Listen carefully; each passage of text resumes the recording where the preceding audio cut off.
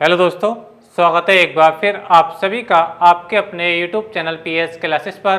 तो दोस्तों, आज के इस वीडियो लेक्चर से हम शुरू कर रहे हैं क्लास 12 केमिस्ट्री का पहला लेसन, जिसका नाम है सॉलिड स्टेट। बेटा, बहुत ही आसान चैप्टर है और अपनी डेली लाइफ से बहुत ही जुड़ा हुआ चैप्टर है। देखिए स्टैंड, मैं इसको डेली लाइफ से जुड़ा हुआ चैप्टर इसलिए बोल रहा हूँ बेटा कि हम और आप जिस परिवेश में रह रहे हैं, तो हम अपने चारों ओर विभिन्न विभिन्न प्रकार के ठोस पदार्थों को देखते हैं और उनका हम अनुभव करते हैं। देखिए, जैसे कि मैं एक एग्जांपल में आपको देना चाहता हूँ स्टैंड। जैसे कि आप मेरे हाथ में एक मार्कर देख रहे हैं, तो ये भी एक अपने आप में क्या है बेटा, सॉलिड अर्थात एक ठोस पदार्थ है।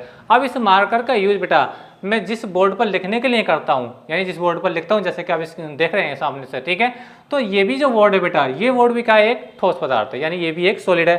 अब ये बोर्ड मेरा जिस दीवार पर टंगा है वो भी एक ठोस है।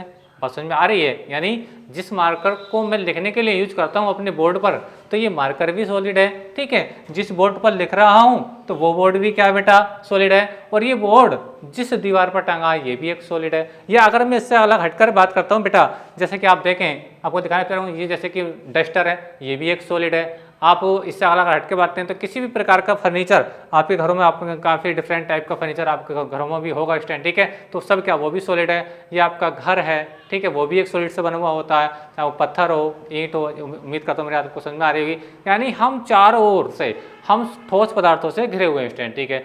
तो इस लेसन के अंदर बेटा हम यही पढ़ने वाले हैं कि ठोस क्या होते हैं, ठीक है, ठोसों के गुण क्या होते हैं, ठीक है, क्या इनमें बहने का गुण होता है कि नहीं होता है। बात को समझें, जैसे कि आप लोग जानते हैं कि पानी के अंदर बहने का गुण होता है, यानी पानी बहता है, ठीक है। हवा बहती है, यानी इसके अंदर ही बहने का गुण होता है, ठीक है। ये बातें तो आपने सुनी भी होंगी और देखी भी होंगी कि पानी बहता है, ठीक है, हवा बहती है। क्या कभी आपने ऐसा देखा है कि लैपटॉप बह गया, ठीक है, या हवा घर बह गया? और समझ में आ रही है? क्या आपने ये कभी सुना? ये कभी नहीं सुना होगा आप लोगों स्टैंड, ठीक है। यानी कहने का मतलब मेरा ये है कि यही आपको हम डिस्कस करना है कि पानी या वायु यानी हवा बहती है, बट कोई भी सॉलिड नहीं बहता, क्यों? उम्मीद करता हूँ मेरी बात आपको समझ में आ रही होगी। तो देखिए स्टैंड, लेक्चर को शुरू करते हैं। और लेक्चर को शुरू करने से पहले स्टैंड, आप लोगों से मेरा विशेष रिक्वेस्ट ये है कि आप भी बिल्कुल अपना कॉपी पेन लेकर के तैयार हो जाइए स्टैंड। कि जैसा कि आप ये स्क्रीन पर देख रहे हैं स्टैंड, ठीक है, कि मैं A to Z 12th class chemistry का सिलेबस आपको पूरा, ठीक है, आपको फिर से कह रहा हूँ कि A to Z syllabus class 12th chemistry का इसी प्रकार से नोट्स बना करके कराने वाला हूँ, ठीक है। तो आप अच्छा पढ़ने के लिए, एग्जाम में अच्छा स्कोर करने के लिए अपना नोट्स बनाते हुए जरूर चलें स्टूडेंट, ठीक है। तो चलिए शुरू करते हैं लेक्चर को। और देखिए स्टूडेंट, आप जानते हैं देखिए कि सबसे पहले जो हम ठोस अवस्था पढ़ने वाले हैं, तो पहले हमें ये पता होना चाहिए बेटा कि ठोस अवस्था जो पढ़ने वाले हैं, लेकिन ठोस अवस्था हम किसकी पढ़ने वाले हैं। बात को समझें, हम ठोस अवस्था पढ़ने वाले हैं, ये बात तो पक्की है, लेकिन ठोस अवस्था किसकी पढ़ने वाले हैं ये हमको पता होना चाहिए। बात समझ में आ रही है? तो देखिए, वो कौन सा पदार्थ है, वो क्या चीज़ है, जिसको उसको क्या कहा जाता है, जिसकी हम ठोस अवस्था को पढ़ने वाले हैं। तो बेटा उसको हम कहते हैं द्रव्य, मैटर।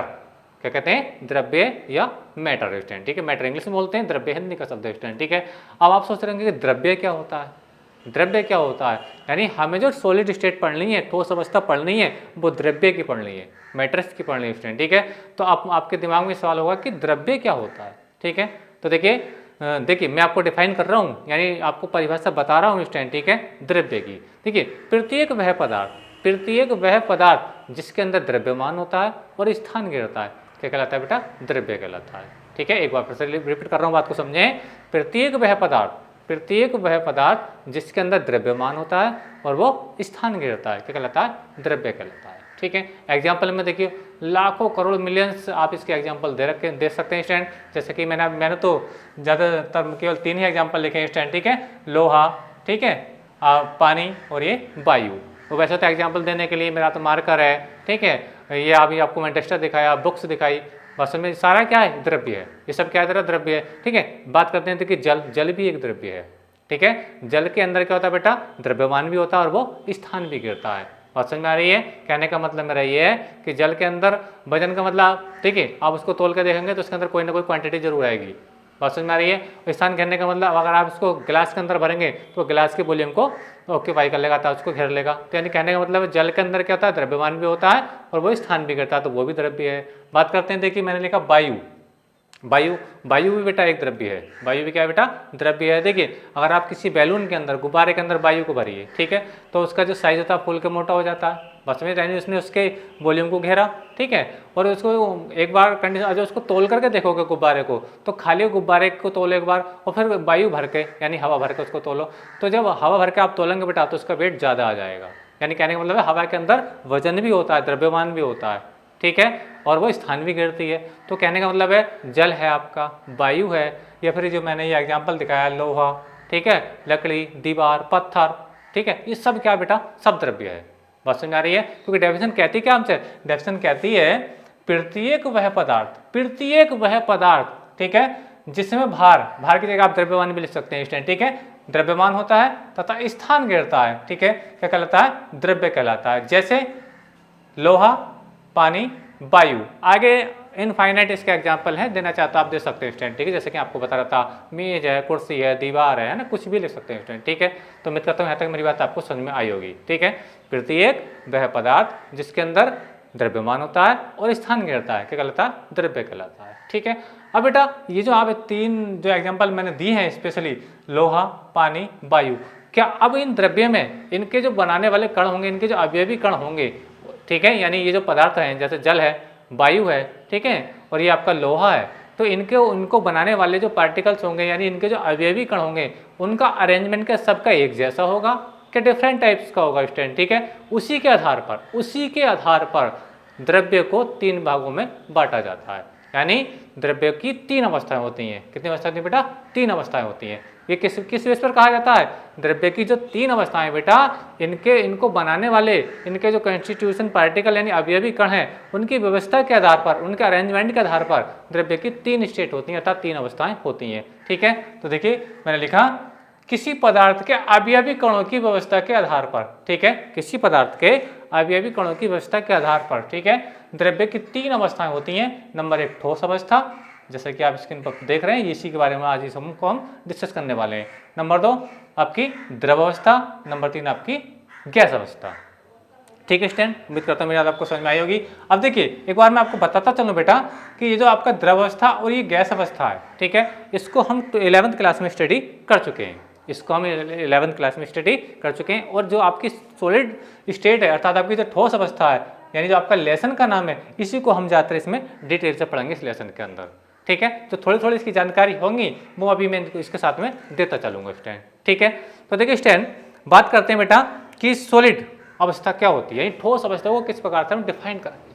बात समझ आ रही है? अभी तक हमने देखा कि हमने द्रव्य को किस प्रकार परिभाषित करा, यानी प्रत्येक वह पदार्थ जिसके अंदर द्रव्यमान होता है और वो स्थान घेरता है, क्या कहलाता है, द्रव्य कहलाता है।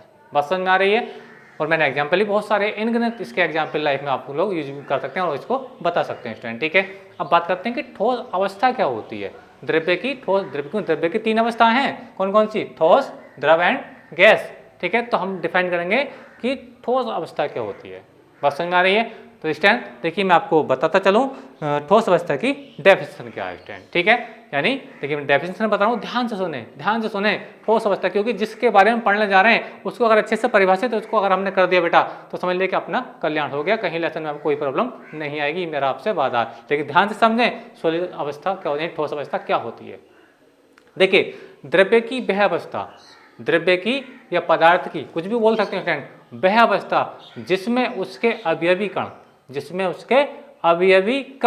अवयवी कण आयन भी हो सकते हैं, एटम्स भी होते हैं और मोलिकुल्स भी होते हैं। बात को समझें, देखिए मैंने लिखा स्क्रीन पे, द्रव्य की वह अवस्था जिसमें उसके घटक कण, जैसे मैंने बोला अणु, परमाणु, आयन।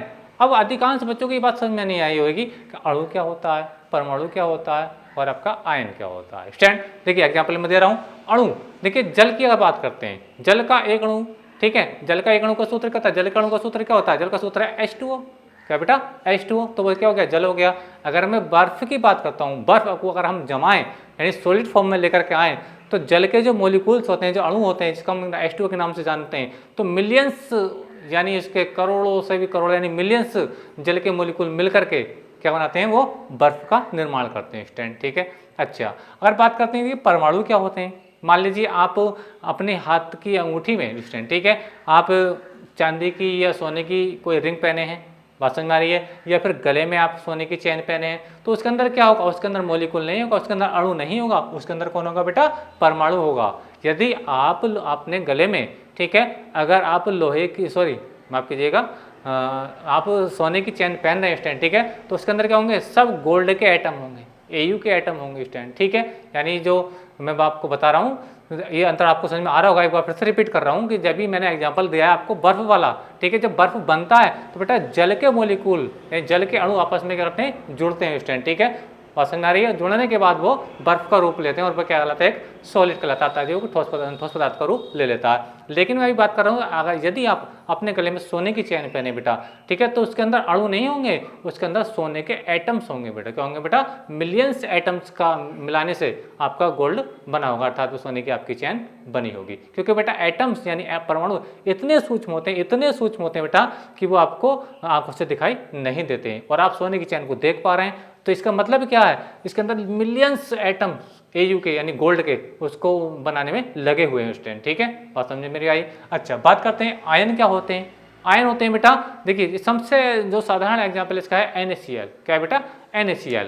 जैसा आप जानते हैं कि किसी एक NaCl का निर्माण होता है बेटा, किसी एक अणु का, तो ये बनता है किससे बेटा, Na+ से बनता है और आपका Cl- से बनता है स्टूडेंट, ठीक है। तो यही आयन है, यही क्या होता है बेटा, आयन। यानी किसी तत्व के सिंबल के ऊपर कोई प्लस या माइनस लगा होता है, प्लस या माइनस लगा होता है बेटा, तो वो क्या कहलाता है, आयन कहलाता है। क्या कहलाता है, आयन। अगर वो प्लस लगा है तो वो धन आयन है, अगर उसके ऊपर माइनस लगा है तो वो ऋण आयन है, ठीक है। और ये आपस में संयोग करके क्या बनाते हैं बेटा, NaCl का एक अणु बना लेते हैं, NaCl का एक अणु बना लेते हैं। उम्मीद करता हूँ मेरी बात आपको समझ में आई होगी। तो कहने का मतलब ये है कि नमक के जो अवयवी कण होंगे, नमक के जो अवयवी कण होंगे वो क्या होंगे, Na+ होगा और Cl- होगा। क्योंकि जब ये मिलेंगे आपस में तो नमक को आप डेली के रूप में देख पाते हैं। डेली के रूप में देखने का मतलब क्या है कि इसके अंदर लाखों करोड़ों मिलियंस Na+ और Cl- क्या करते हैं, आपस में संयोग करते हैं बेटा, तब जाकर आप डेली के रूप में इसको देख पाते हैं। बस समझ में आई मेरी बात। अच्छा इसी प्रकार मैंने आपको बर्फ का एग्जाम्पल दिया, तो बर्फ के लिए एग्जाम्पल क्या, H2O के, यानी H2O के मिलियंस अणु यानी मॉलिक्यूल आपस में कंबाइन करके संयोग करते हैं और ये आपको बर्फ का रूप देखने को मिल जाता है, ठोस के रूप में, जल ठोस के रूप में देखने को मिल जाता है। अभी मैंने एग्जाम्पल दिया आप लोगों के लिए सोने की चैन का, ठीक है। तो उसके अंदर क्या होता है, लाखों करोड़ों मिलियंस Au, अगर सोने की चैन है तो Au के एटम्स के अंदर मिले होंगे, ठीक है। अगर आप चांदी की चैन की बात करते हैं, चांदी किसी धातु की, चांदी की बात कर रहे हैं मान लीजिए, किसी और अंगूठी वगैरह की, तो उसके अंदर क्या होगा बेटा, उसके Ag के एटम होंगे। बात समझ में आ रही है। तो उम्मीद करता हूँ कि मेरी बात आपको समझ आई होगी कि द्रव्य की वह अवस्था जिसमें उसके घटक कण आपके बेटा अणु भी हो सकते हैं। जैसे बर्फ की बात करते हैं तो उसके जो अवयवी कण होंगे क्या होंगे, H2O के मॉलिक्यूल्स होंगे। परमाणु की बात करें, जैसा अगर मैं सोने की चैन या चांदी की चैन की बात करता हूँ तो उसके जो अवयवी कण होंगे वो क्या होंगे, एटम्स होंगे स्टूडेंट, ठीक है। अच्छा बात करते हैं आयन, जैसे मैं अभी नमक की बात करता हूँ, जैसे NaCl, तो इसके अवयवी कण क्या होंगे, Na+ होंगे और Cl- होगा। बात समझ आ रही है। तो कहने का मतलब यह, द्रव्य की वह अवस्था जिसमें उसके घटक कण जैसे अणु, परमाणु या आयन प्रबल अंतरा आणविक बलों द्वारा, ये बहुत इंपॉर्टेंट बात है बेटा, इसको नोटिस कर लें। ये सॉलिड स्टेट का जो मेन रीजन है वो यही रीजन है कि इनके अवयवी कणों के मध्य क्या होता है बेटा, बहुत हाईली स्ट्रांग इंटरमोलिकुलर फोर्स कार्य करता है, ठीक है। एक बार फिर समझे, मैंने लिखा कि इनके अवयवी जो कण होते हैं प्रबल अंतरा आणविक बलों द्वारा जालक में समृद्ध संकुलित रहते हैं। संकुलित का मतलब पैक रहते हैं बेटा। यानी जब हम किसी सॉलिड का निर्माण करते हैं बेटा, ठीक है, तो उसके अंदर मैंने बताया कि अगर नमक का आप इतनी मोटी डेली देख पा रहे हैं स्टूडेंट, ठीक है, अपनी आंखों से देख पा रहे हैं, मैंने कहा कि एक Na+ एक Cl में इतना बारीक होता है, इतना छोटा होता है कि हमको नग्न आंखों से दिखाई नहीं देता स्टूडेंट, ठीक है। लेकिन हम नमक को उसको देख पा रहे हैं, इसके अंदर मतलब क्या, इसके अंदर लाखों करोड़ों मिलियंस Na+ और Cl- इसके अंदर मिले हुए हैं। लेकिन उनकी जो व्यवस्था होगी बेटा, उनकी जो व्यवस्था होगी, बात समझ में आ रही है। मैंने आपको बताया कि वो किसी न किसी ऑर्डर में तो पैक तो होंगे, वो कोई तभी तो उसका निर्माण हुआ है इसके अंदर। बात समझ में आ रही है।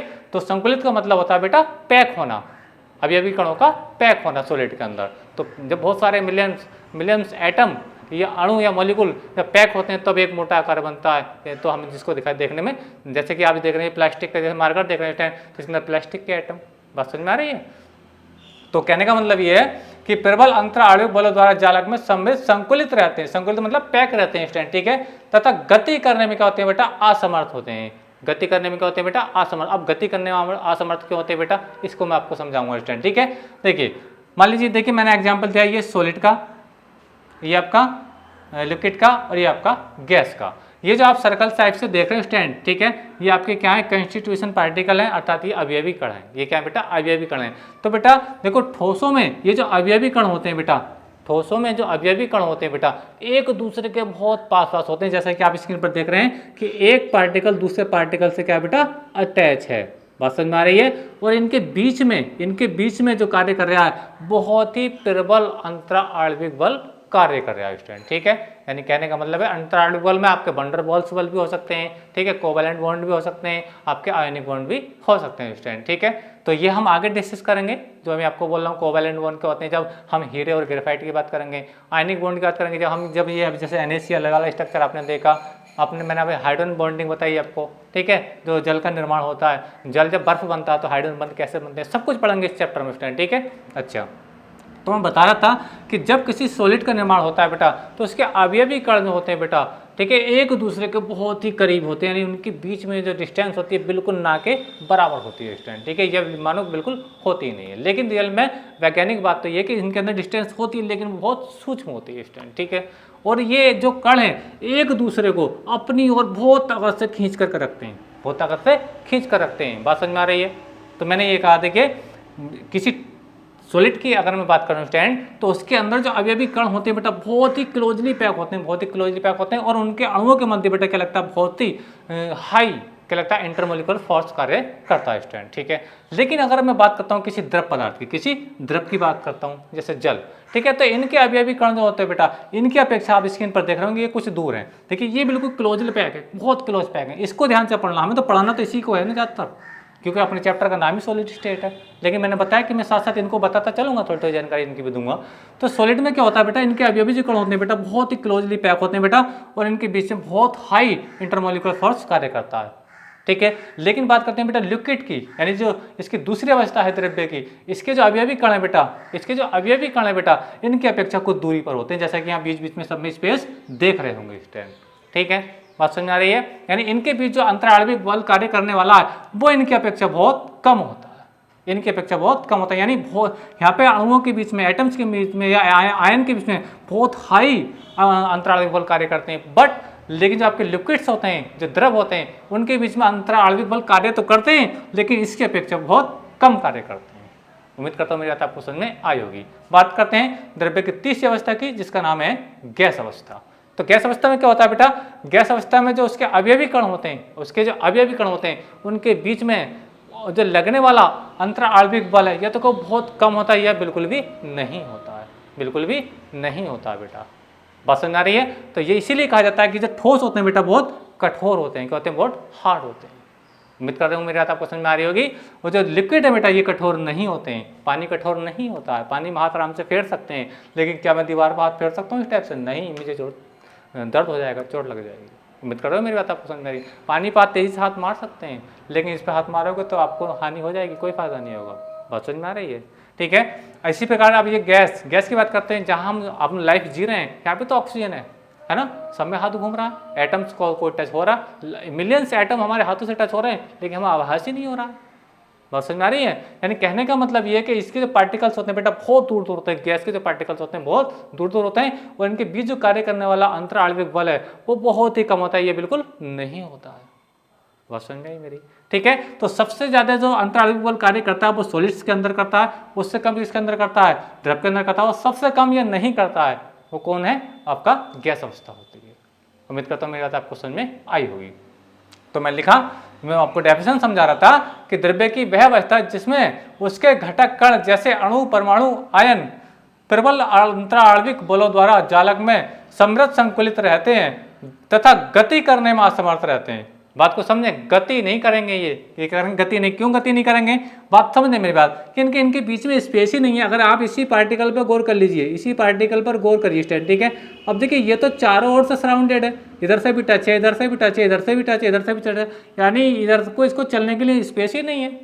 इसी प्रकार से आप किसी भी एटम को देख लो, इसके अलावा इसको देख लो, या मैं अभी और आगे उसको और बड़ा स्ट्रक्चर बनाऊँ तो किसी को देख लो, यानी हर पार्टिकल्स क्या होगा बेटा, बहुत ज़्यादा क्लोजली पैक होगा, अर्थात उसको गति करने के लिए जगह यहाँ पे नहीं है। मैंने कहा ना इनके बीच में जो स्पेस होता है बेटा, ठीक है, इन कणों के बीच में स्पेस होता है बहुत कम होता है, बहुत ही कम होता है, या फिर नहीं के बराबर होता है। तो इसलिए कहा जाता है कि जो सॉलिड के जो एटम है बेटा, ये गति करने के लिए स्वतंत्र नहीं होते। जैसा कि मैं आपको वीडियो के इंट्रो में बता रहा था कि आपने सुना होगा कि पानी बहता है, हवा बहती है, बात समझ में आ रही है। तो कभी आपने ऐसा सुना है कि एक दिन ऐसा हुआ कि आप अपनी चारपाई पर सोए अपने घर में, पता चला कि रात में बहते हुए निकल गए, पड़ोसी घर निकले अगले दिन? कभी ऐसा हुआ आपके इलाके में? नहीं हुआ होगा। क्यों? कि आप एक सॉलिड हैं, और सॉलिड के अंदर बहने की प्रवृत्ति होती नहीं है।